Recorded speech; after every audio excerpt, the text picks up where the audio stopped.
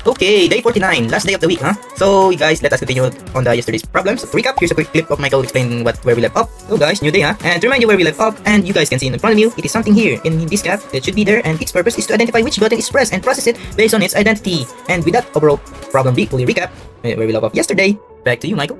After looking and trying to find the node that helps me in this situation, I fucking finally done it, and I'm so proud of his achievement. Here's a clip of Michael after he finally solved the functionality problem. So guys, I think I finally found it, and it's thanks to this node, which is hover node. So what I did is look through the array of buttons manually and check every single one of them. Since only one button can be hovered at a time, it will fix the problem and like a breeze. And after I finally solved this I quickly connected it to the tested its result. Look for yourself. Let me click play real quick and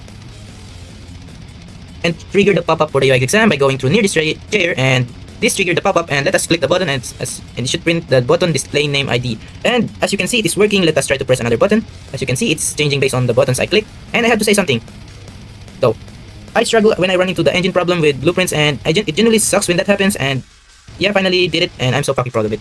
And with that, back to you, Michael. So here now is what I'm planning for the rest of the day. Here's a clip of Michael explaining the plan. So guys, I'm using Microsoft Paint as usual. So here's the plan for today. I'm gonna add a measure to the score of the player based on his answers. Second is, let us finally complete the introduction of every NPC at time 7:30 AM, because it's not complete yet, since the plan is to make it feel like an school environment. And finally, add the teacher saying something first before the introduction. And the benefits would be, and you would agree that introduction right off the bat feels robotic. So yeah, that's the overall plan for today, is to complete the introduction of every NPC. And with that, back to you, Michael. After trying to implement this, I find a devastating problem, and that is, it is again an async problem. Here's a clip of Michael talking about the problem. So hey guys, I encountered a problem, and that is, how do I make the code wait its execution call?